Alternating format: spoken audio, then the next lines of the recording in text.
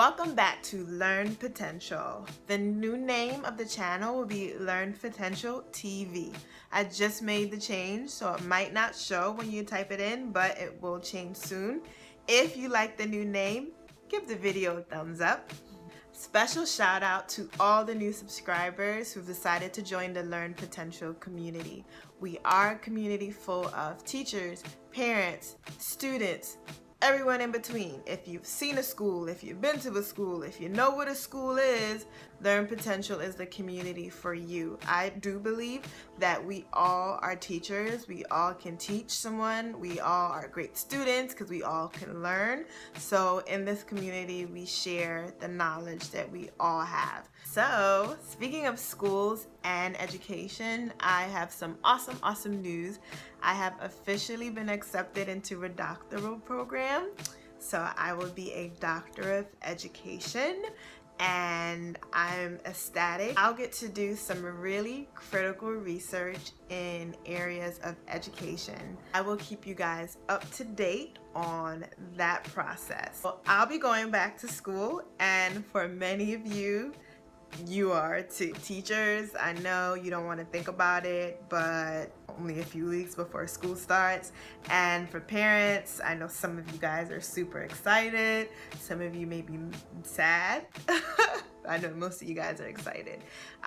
School is right around the corner. So I've decided to start a back to school series, and we're gonna start with kindergarten. Kindergarten is a very important grade because it builds the foundation for all other grades. It is extremely important that children are going into kindergarten knowing the foundations of reading. So without further ado, here are 5 key tips to get your student ready and reading before kindergarten.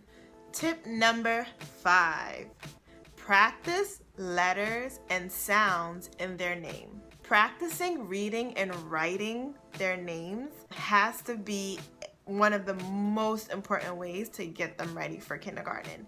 They're gonna see their name over and over again in kindergarten. They're gonna have to write it, they're gonna have to read it, they're gonna have to identify it. Practice the letters and sounds in their name so that way when they see them again in the alphabet, they'll already know what those letters are and how they sound.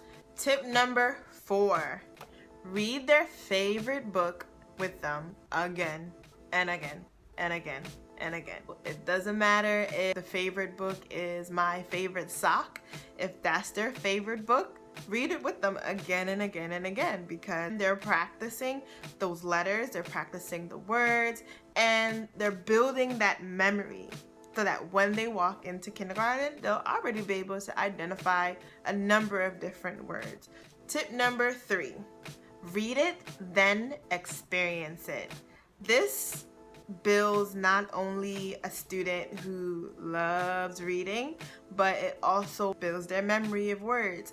If they read it in a book and then they can see it and touch it, that also helps with identifying keywords. One of my favorite memories was when I had to be in kindergarten and I was reading with my dad. We read Winnie the Pooh. We all know that Winnie the Pooh loves honey. Right after we read the book, my dad was like, hey, you want to try some honey? And I was like, sure. So I tried the honey, but I did not like it. But at the same time, it was a very memorable moment for me because now that book and that experience connected. And I mean, I've been reading ever since. It's very important for you to connect reading with real life experiences. One example is reading a book about supermarkets and taking that child to a supermarket.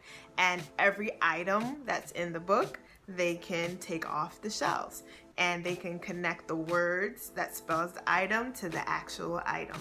So that builds their vocabulary because they're identifying new words. Tip number 2, read to them, then have them read to you.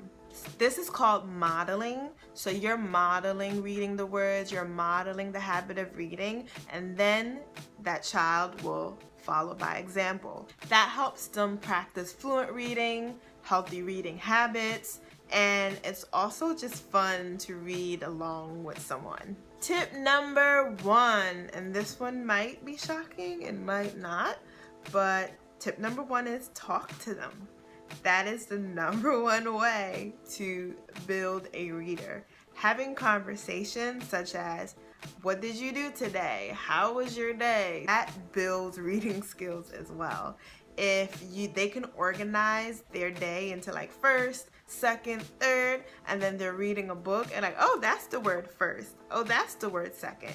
Speaking and language come naturally to the brain, and when we can connect language with words in the book, that helps turn your conversations into lessons. Lessons of first, second, and third. Have them identify the common words that they say in a book. That builds reading vocabulary and a number of other important reading skills that will help them get ready for kindergarten. Those were the 5 important tips on getting your 5-year-old, kindergartner, future kindergartner reading before kindergarten starts. It's never too late to get ready. It's never too late to build reading skills. If you feel like your future kindergartner should be reading more, then use these 5 tips. Get some more books, tie in some experiences, and you have about a month to get them reading. So read with them, and also just talk to them more. Have them build conversation skills and tie that into reading.